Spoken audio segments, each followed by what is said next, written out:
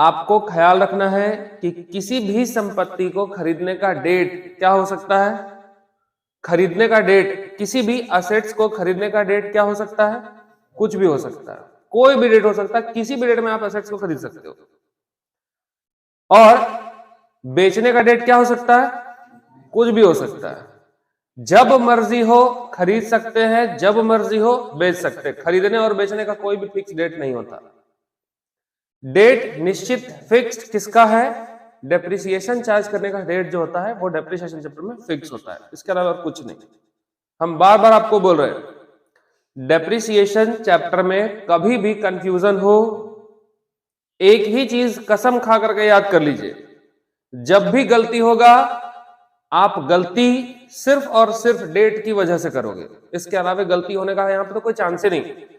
ये ऐसा चैप्टर है ना, तुम चाह के भी गलती करना चाहोगे तो होगा ही नहीं, क्योंकि होता ही क्या है, खरीदोगे टू कैश, जब भी खरीदो, बेच दोगे तो ऑब्वियसली बाई कैश हो जाएगा, साल का अंत होगा तो डेप्रिसिएशन लगा दोगे, फिर सीडी बीडी निकालोगे। इसके अलावे आप इतना दिन इतना क्लास पढ़ लिए, आपको कुछ नया दिखा हो तो जरा हमको भी ज्ञान दीजिए कि हाँ सर आप तो ये भी सिखाए थे हमको, कुछ था क्या, तो फिर गलती होने का तो चांस नहीं है। तो फोकस कीजिए सिर्फ एक जगह, अपनी बुद्धि विवेक को एक जगह रखिए कि अकाउंट में डेट कौन सा वाला दिया हुआ है, उसको बहुत जरूरी है पकड़ के चलना, बस वहीं से गलती होता है। अगर इस वाले क्वेश्चन को देखिएगा जो आपके सामने अभी है, क्या बोल रहा है, 1 अक्टूबर 2012 को, ध्यान देना डेट, कहता आपसे 1 अक्टूबर 2012 को एक मशीन खरीदे, कितने का, 30,000 का। तो ये मेरा पहला मशीन हो गया। डेट याद रख लीजिए, अमाउंट याद रख लीजिए, माइंड में एकदम सेट कर लीजिए कि कब क्या होने वाला है, तभी बनेगा डेप्रिसिएशन। तो 1 अक्टूबर 2012 को हम मेरा पहला मशीन खरीदे 30,000 का। आगे गए, कहता है 1 अप्रैल 2013 को हम एक सेकंड मशीन खरीदे, उसका कीमत हो गया कितना, 20,000। आगे डेप्रिसिएशन चार्ज किया जाता है 10%, पीए का मतलब होता है पर एनम, एनुअली जिसको बोलते हो, तो 10% डेप्रिसिएशन चार्ज किया जाता है पर एनम, साल में। मेथड कौन सा है, फिक्स्ड मेथड है। और कब लगाना है, फिक्स मेथड, यहां लिख लो, फिक्स मेथड ऑन 31 मार्च। मान लीजिए कि फिक्स मेथड लगाना है और अकाउंट क्लोज कब होता है, 31 मार्च को क्लोज होता है, 31 मार्च को हर साल अकाउंट क्लोज हो जाता है। कहता है 1 जुलाई 2015 जैसे ही आया, फर्स्ट वाली मशीन को हम बेच दिए, कितने में, 16,000 का हम उसको बेच दिए। तो बोल रहा है मशीन अकाउंट बनाइए 4 साल का, कि अकाउंट कैसे बनेगा। ठीक है, क्वेश्चन समझ में आया। देखो ये पहला क्वेश्चन है आपके लिए, और पहले क्वेश्चन में सिंपल क्वेश्चन है, आसान वाला क्वेश्चन। जब आप असेट्स को बेचना सीखोगे कि हम असेट्स को कैसे बेचते हैं, उसका सिंपलेस्ट क्वेश्चन हम आपको दिए जान करके। यानी मेरे पास इस क्वेश्चन को पढ़कर क्या दिखा आपको, कि मेरे पास 2 प्रॉपर्टी है, 2 को खरीदे, डेप्रिसिएशन लगाए, यूज करते करते हम 1-2 साल हुआ, और 1-2 साल बाद उन 2 में से किसी एक संपत्ति को हम क्या किए, बेच दिए। तो बोलता है कि मशीन का अकाउंट बनाइए कि कैसे बनाओगे। तो इस वाले क्वेश्चन में हम बेसिकली क्या सीखेंगे, इस वाले क्वेश्चन में हम सीखेंगे कि यदि डेप्रिसिएशन चैप्टर आप पढ़ रहे हो और इस चैप्टर में यदि आपको किसी संपत्ति को बेच देने के लिए कहा जाए, किसी भी एक संपत्ति को, 2 प्रॉपर्टी है, किसी एक को बेचने के लिए कह दिया जाए, 5 संपत्ति है, बारी बारी से एक एक करके बेच देने के लिए बोला जाए, सबका बेस सेम होगा, कोई अलग नहीं है। क्वेश्चन याद हो गया आप लोग को, ठीक है। पहला प्रॉपर्टी कब खरीदे, 1 अक्टूबर, कितने का, 30,000। दूसरा प्रॉपर्टी खरीदे 1 अप्रैल 2013 को, कितने का, 20,000 का। इसके बाद बीच में कुछ हुआ नहीं, अचानक से 1 जुलाई 2015 आया तो जो पहला मशीन खरीदे थे उसको बेच दिए 16,000 में। बस इतने ध्यान रखना है। इतना ध्यान रखने के बाद अगर आप कॉलम ड्रॉ करेंगे अकाउंट बनाने के लिए तो देखो कैसे करना होगा। सबसे पहले तो मशीन का अकाउंट का तो फॉर्मेट आप जानते ही हो।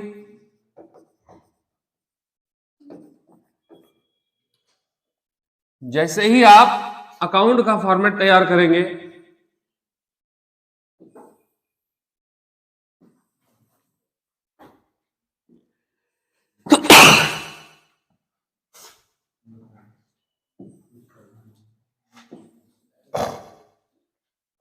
जरा सोचिए, बाकी डेट, पार्टिकुलर, अमाउंट सब चीज तो आपको पता है। देखिए सबसे पहले जैसे ही आप असेट्स खरीदे तो यहां क्या लिखिएगा, टू कैश अकाउंट। कब खरीदे थे पहला प्रॉपर्टी? 1 अक्टूबर 2012 को खरीदे थे ना। अकाउंट क्लोज कब होता है? 31 मार्च। ये डेट फिक्स है ना। तो जरा पहले सोचना, ऐसे समझो ना कि एक एक महीना, एक एक दिन धीरे धीरे करके पास हो रहा है, एक एक करके पास हो रहा है। अचानक से पास नहीं हो गया कि अप्रैल में थे सीधे मार्च आ गया, ऐसा नहीं हुआ। एक एक महीना पास हो रहा है। अगर एक एक महीना करके चलोगे स्टार्टिंग में तो डेट में कंफ्यूजन नहीं होगा। देखिए अक्टूबर में खरीदे थे तो 2012 था, अक्टूबर यूज किए, नवंबर यूज किए, दिसंबर में किए, जनवरी हुआ, फिर फरवरी हुआ, फिर मार्च हुआ, तो कुल मिलाकर कितना महीना हुआ? 6 महीना हुआ। अब आप सोचिए अक्टूबर में 2012 था तो नवंबर में क्या था? 2012। दिसंबर में क्या था? 2012। जैसे जनवरी आया क्या 12 था? अब क्या बन गया? इसका मतलब कि यहां पे आप मार्च कौन सा ईयर लिखोगे? कोई दिक्कत है किसी को? तो अक्टूबर से मार्च, अक्टूबर में खरीदे तो टू कैश 30 था ना, हो गया। यहां लिखे हम बाई डेप्रिसिएशन, 2 है इसलिए 1 2 कर लेते हैं अभी से ही। इस पे डेप्रिसिएशन लगाओगे कितना? 30,000, उसका 10%, और कितने महीने के लिए? 6 महीने के लिए ना लगाओगे, तो 6 महीने का डेप्रिसिएशन हो गया। कितना हो गया? 1500 डेप्रिसिएशन चार्ज कर दिए। दूसरा मशीन कब खरीदे थे आप? 1 अप्रैल 2013। क्या इस डेट से पहले का कोई बात है क्या? देखो इस डेट से पहले अगर खरीदते तो उसका ट्रांजैक्शन यहीं पे होता, उसको यहीं रिकॉर्ड करते। इस डेप्रिसिएशन वाले डेट को अगर वो क्रॉस कर गया, एक ही दिन क्यों ना क्रॉस कर, तो उसका ट्रीटमेंट यहां नहीं होगा। कब होगा? इसके अगले वाले साल होगा। समझ में आया क्या बोल रहे हैं? जिस दिन डेप्रिसिएशन आप लगा रहे हो, जिस दिन डेप्रिसिएशन लगा रहे ये वाला, अगर इस दिन से पहले अगर हम कोई और दूसरा मशीन खरीदते, बेचते, कुछ भी करते तो वो इसी साल में रिकॉर्ड होता, इसी साल में गिनती करते हो। लेकिन इस दिन से एक दिन बाद भी गए तो उसको यहां रिकॉर्ड नहीं करना, उसको कहां रिकॉर्ड करोगे? इसके अगले साल वाले में रिकॉर्ड करोगे। तो दूसरा वाला मशीन हम कब खरीदे थे? 1 अप्रैल 2013 को ना खरीदे थे। तो 1 अप्रैल 2013 31 मार्च के बाद आता है कि इससे पहले आता है? इससे एक दिन बाद आएगा। इसका मतलब है कि अकाउंट को यहां पे क्लोज नहीं करना, इसको रिकॉर्ड नहीं करना। क्लोज तो करेंगे लेकिन इसको यहां नहीं दिखाना है। मतलब आप क्या करोगे? इस अकाउंट को चुपचाप बंद कर दीजिए। प्रॉपर्टी कितने का था? 30,000 माइनस कितना हुआ? कितना बचा? तो 28,500 माइनस करके जो पैसा बचता है आप उसको क्या कहते हो? सीडी। सीडी का डेट हमेशा वही होता है जिस दिन आप डेप्रिसिएशन लगाते हो। बाकी क्लोज करके 30,000, ये वाला 30,000। कोई दिक्कत है किसी को? अभी है तो ऊपर वाला आपको जबान दिया है, खोल सकते हैं। हाँ कोई दिक्कत है? इसी सीडी को इधर लाओगे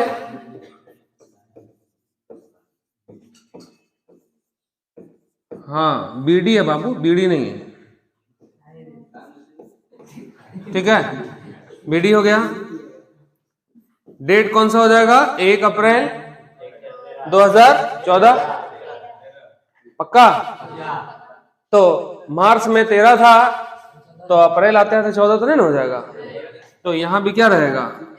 2013 ही रहेगा। जितने का सीडी उतने का ही बीडी। काम खत्म। अब हम आ गए कौन से डेट में? 1 अप्रैल को। और सेम यही डेट है जब हम दूसरी प्रॉपर्टी क्या किए थे? खरीदे थे। तो आप सेम जाओगे 1 अप्रैल 2013 को हम फिर से एक नया प्रॉपर्टी खरीद लिए, तो फिर से लिख दोगे क्या? 2 कैश। कितने का खरीद लिए तो लिख दो 2 कैश। खत्म हो गया। अब मेरे पास सेकेंड ईयर में 2 प्रॉपर्टी है, तो 2 प्रॉपर्टी, तो डेप्रिसिएशन कितनी बार लगेगा? 2 बार लगेगा। डेप्रिसिएशन का डेट यहां पे कब होता? 31 मार्च 2014 होता। 2 डेप्रिसिएशन होता। अब देखो डेप्रिसिएशन का डेट 31 मार्च 2014 है, तो हम यहां लिखेंगे by depreciation account 1 by depreciation account 2 लिख सकते हैं ना। अब डेप्रिसिएशन लगाने से पहले ये देख लेना कि हम सेल कब किए थे। अगर इस डेट से पहले सेल कर दिए तो सेल वाला ट्रांजैक्शन भी यहीं रिकॉर्ड करना होगा, और इस डेट के बाद अगर बेचे होंगे तो सेल वाला एंट्री कब होगा? इस डेट के बाद वाले में होगा। सेल करने के लिए देखिए आपको कब बोला गया था? 1 जुलाई 2015 को बोला गया था। क्या अभी 1 जुलाई 2015 आया क्या? नहीं। तो हम क्या करेंगे? चुपचाप इन्हीं दोनों पे डेप्रिसिएशन लगाएंगे, और मेरे पास कोई उपाय तो है नहीं। तो इन दोनों पे डेप्रिसिएशन लगाओगे तो मेथड कौन सा है? फिक्स है ना। तो फिक्स मेथड में डेप्रिसिएशन किस पे लगता है? कॉस्ट प्राइस पे। इस पे लगाइएगा क्या? कॉस्ट प्राइस पे। तो फर्स्ट वाला मशीन कितने का खरीदे थे? 30,000। उसका 10% कितना हुआ? 3,000। यहां 6 महीने के लिए था, लेकिन अब तो हम पूरा साल यूज कर रहे हैं ना। 1 अप्रैल से ही वो प्रॉपर्टी मेरे पास था, तो शुरू से लेकर लास्ट तक था, तो पूरा साल। तो 30,000 का 10% 3,000, और 20,000 का 10% 2,000। डेप्रिसिएशन लगा दिए। सेम इसी डेट में सीडी करोगे,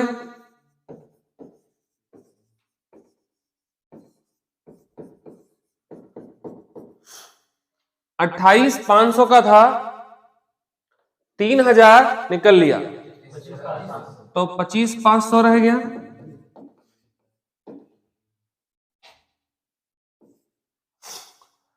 $20,000 का था, 2,000 माइनस हो गया डेप्रिसिएशन, 18,000 रह गया। तो ये अकाउंट अब हम क्लोज कर सकते हैं। ठीक है।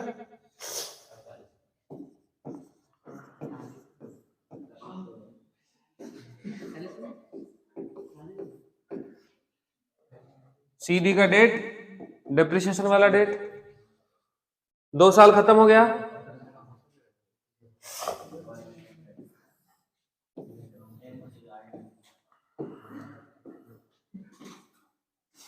आगे देखिए, अब यहां आए 1 अप्रैल 2015 में 31 मार्च 2014 था, तो मार्च के बाद आया अप्रैल, 15 हो गया, तो 14 ही रहेगा ना, तो 14 ही आया। तो हम यहां लिखेंगे to balance BD 1, to balance BD 2, 1 अप्रैल 2014 को। अब अकाउंट क्लोज कब होता? ये हो गया आपका 25,500, ये हो गया आपका 18,000। यहां देखिए 31 मार्च, यहां 14 था, तो यहां कितना आएगा? 15, तो 2015 लिखेंगे हम। ये डेट है 2015, अकाउंट क्लोज हो जाएगा। मार्च से पहले बेचने के लिए बोला गया कि मार्च के बाद बेचने के लिए बोला गया? जुलाई में ना बेचना है, तो जुलाई मार्च से पहले अगर आता तो सेल का काम हम कब करते? इसी साल करते। लेकिन मार्च के बाद जुलाई आता है तो सेल का काम कब करोगे? इस साल के बाद होगा। अभी तो नहीं हो सकता है, क्योंकि मार्च में तुम्हारा अकाउंट ही बंद हो गया। अब अप्रैल आएगा, मई आएगा, जून आएगा, तब ना जुलाई आएगा, तब तो सेल करोगे। तो यहां पे तुम उससे पहले अभी क्लोज कर दिए। तो फिर से आप क्या करोगे? चुपचाप जैसे यहां डेप्रिसिएशन ऑफ सीडी निकाले थे, तो वैसे ही यहां पे क्या करोगे? डेप्रिसिएशन 1 का लगाओगे, डेप्रिसिएशन 2 वाले का लगाइएगा, सीडी 1 का हो जाएगा, सीडीए 2 का हो जाएगा। फिक्स मेथड है ना। तो फर्स्ट वाले का डेप्रिसिएशन फिक्स 3000, सेकंड वाले का 2000, 25,500 में 3 चला गया तो 22,500, और 18 में 2 चला गया 16,000। अकाउंट को क्लोज कर दिए।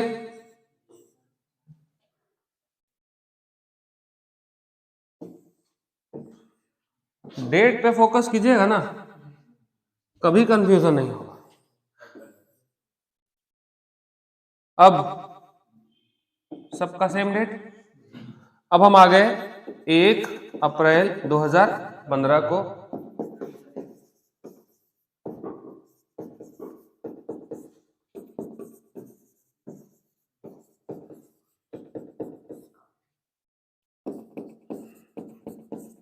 अब देखिए क्या हुआ। मेरे पास 2 प्रॉपर्टी है, एक 22,500 का, दूसरा वाला 16,000। अब क्या हुआ प्रैक्टिकली सोचना। अभी हम अप्रैल में हैं, तो मेरे पास दोनों प्रॉपर्टी का कीमत, एक का 22,500, दूसरे वाले का 16,000 था ना। अब देखिए अप्रैल में हम, 1 अप्रैल है ना, तो अप्रैल में हम दोनों को यूज किए, मई में यूज किए, जून में पूरा महीना यूज किए, और जुलाई अभी 1 तारीख अभी हुआ ही था। क्या जुलाई में यूज किए? जुलाई 1 तारीख अभी हुआ ही था कि 1 ही तारीख को बोला बेच दो, था ना क्वेश्चन बेचने के लिए, ठीक है ना। यानी 1 जुलाई को हमको कहा गया था, 1 जुलाई 2015 को फर्स्ट वाली मशीन को बेच देना है। कितने में? बेचने बोला है।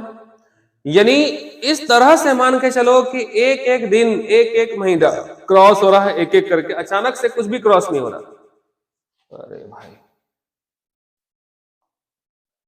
देखिए, अब मेरे पास 2 मशीन है। अब बोल रहा है किसको बेचना है दोनों में से, फर्स्ट वाला कि सेकंड वाला? फर्स्ट वाला मशीन। तो देखिए फर्स्ट वाली मशीन को हम खरीदे थे, जब हम खरीदे थे तो उसका कीमत 30,000 था। लेकिन जैसे जैसे यूज करते चले गए, धीरे धीरे धीरे उसका कीमत घटते चला गया, और घटते घटते घटते आज जब 1 अप्रैल 2015 को था, तो हमको उसका कीमत पता है कि नहीं कितना था? यानी जिस संपत्ति का कीमत, जिस प्रॉपर्टी का कॉस्ट 30,000 था, माइनस होते होते होते होते आज उसका प्राइस कितना रह गया मेरे लिए? तो सिर्फ 22,500 रह गया है। मेरे लिए अलग अलग हम करके चले तो मेरे लिए आसान था कि नहीं इसको करना? अगर हम इन दोनों को मिला के लाते, ऐड कर लेते, तो जिस प्रॉपर्टी को हम बेचे उसका कॉस्ट कितना था मालूम चलता आपको क्या? इसलिए जब हम डेप्रिसिएशन चैप्टर शुरुआत से ही शुरू किए थे, तो हम आपको क्या बोले थे कि देखो 2 अलग अलग तरीका सीखने से बढ़िया है कि फिलहाल अभी आप क्या करोगे, एक तरीका सीखो, दोनों को अलग अलग करके बनाओ, ताकि जब भी तुमको बेचने वाला क्वेश्चन आ जाए ना, तो उस समय फिर उसको अपना पैंतरा चेंज ना करना पड़े।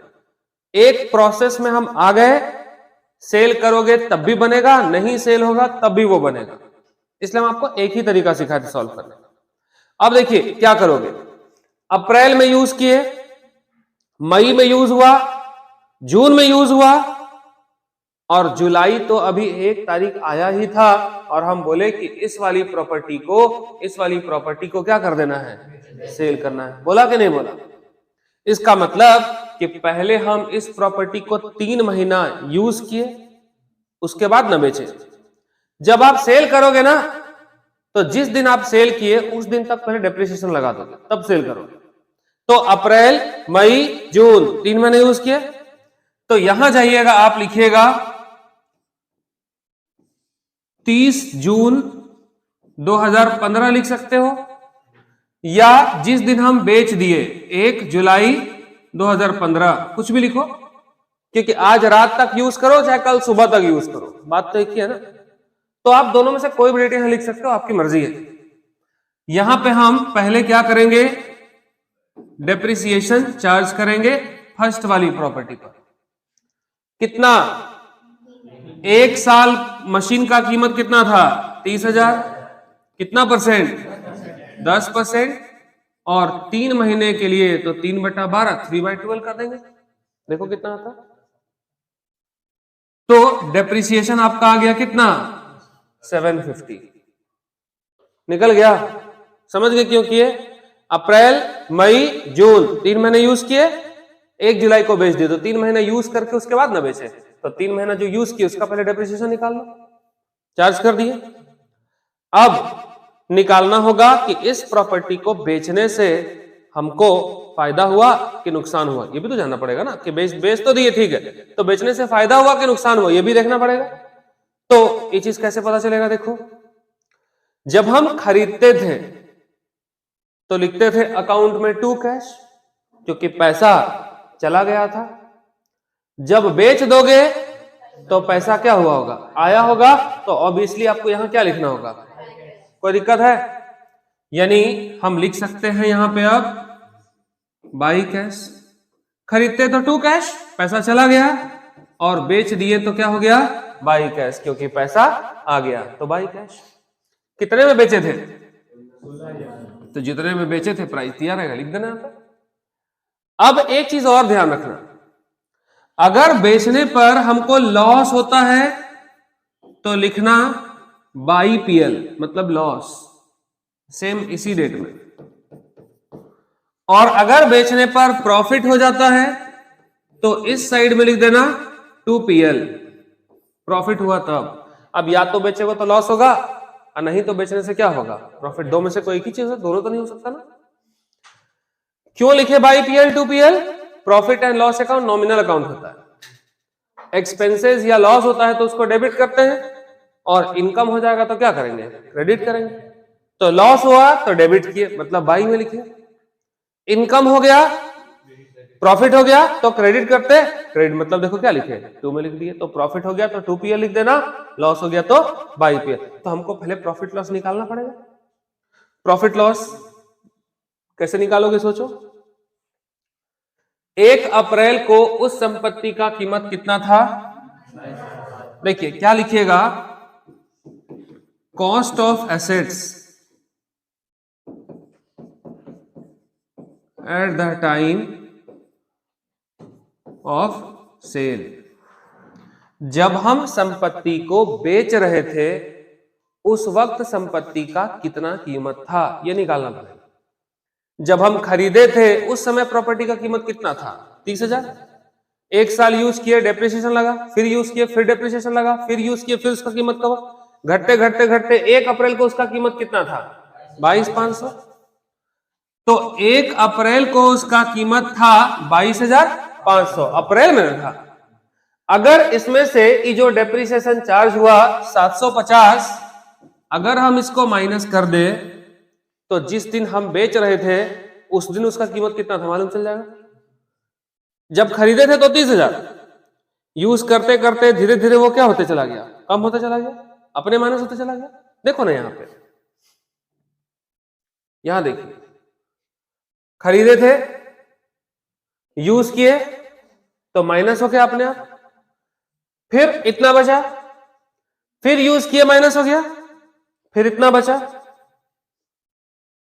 हो रहा ना, फिर हम उसका इस्तेमाल फिर किए, फिर माइनस हो गया, फिर इतना बचा, तो माइनस होते होते तो ये आया ना।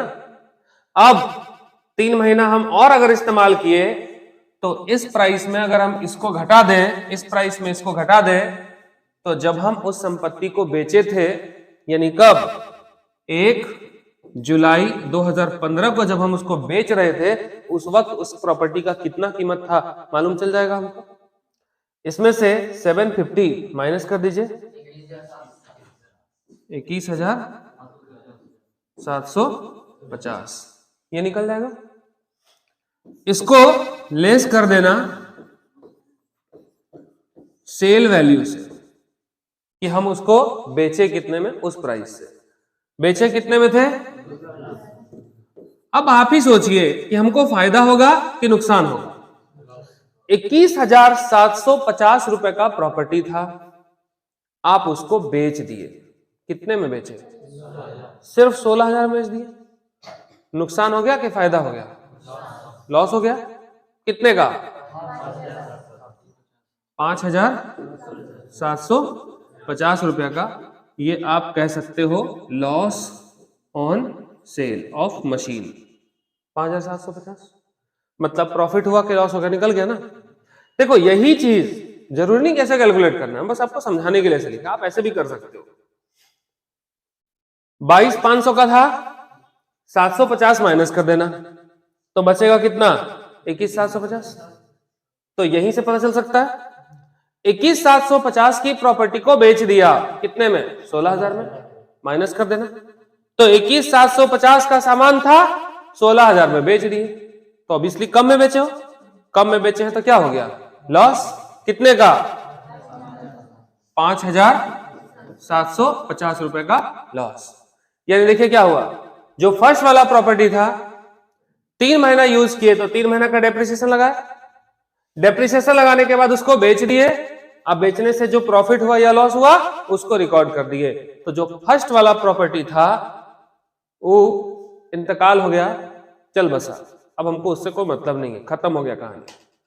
जब प्रॉपर्टी तुम्हारे पास अब है ही नहीं, उसको बेच दिए, पैसा ले लिए, प्रॉफिट लॉस निकाल लिए, सब खत्म हो गया, तो अब आगे आपको फर्स्ट वाली प्रॉपर्टी को ध्यान नहीं देना है। अब जब 31 मार्च आएगा तो पहली वाली प्रॉपर्टी से हमको कोई लेना देना ही नहीं है, तो इसका काम खत्म। लेकिन जो दूसरा वाला प्रॉपर्टी था ऐसा थोड़ी कि अब उसको भी बेच दिए, वो तो यूज हुआ ना, तो इसको कब तक यूज किए होंगे? पूरा साल यूज किए होंगे। अब आएगा मेरा 31 मार्च 2016, तो हम लगाए होंगे उस पे डेप्रिसिएशन सेकंड वाले पे, और हर साल की भांति इस साल भी कितना लगेगा? 2000 फिक्स मेथड था। अब 16 में 2 चला गया, 14,000, इसको लिखिएगा बाई बैलेंस CD2, और वही CD मालिक, यही CD इधर आएगा तो लिखिएगा आप टू बैलेंस BD 14,000, 1 अप्रैल 2016। क्वेश्चन खत्म हो जाएगा।